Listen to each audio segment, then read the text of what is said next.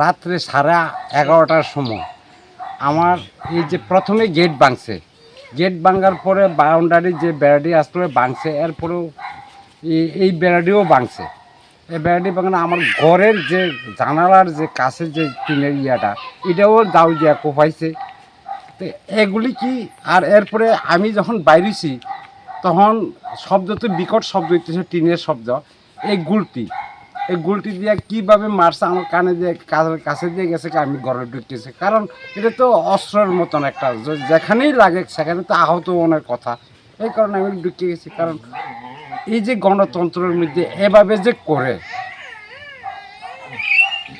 আনন্দ উল্লাস যেভাবেই করুক, এডিসিতে সরকার গঠন করুক, সেটা তো জনগণের ছাত্রেই তো করা হয়েছে ইলেকশন। কিন্তু ইলেকশনের মূল পথে আমরা তো নিরীহ মানুষ, আমরার উপরে অত্যাচার কেন? না বিজেপি করি, সেটা তো রাজনীতি পলিটিক্যাল ব্যাপার। কে করছে এটা তো আর আমি শ্বশুরকে দেখি নাই, শ্বশুরকে যেহেতু দেখছি না, তখন তো কইতে পারতাম না কে করছে।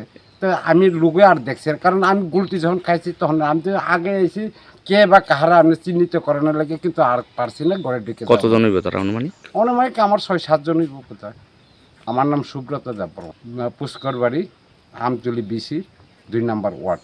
আমি এটার লিগে সুস্থ বিচার চাইতেছি, যে এটার ক্ষতিপূরণ দেওয়া হোক। আমি আবেদন রাখতেছি মহারাজের কাছেও এবং রাজ্য সরকারের কাছেও, যে এটার জন্য ক্ষতিপূরণ দেওয়া হোক। আমি একদম নিরহ।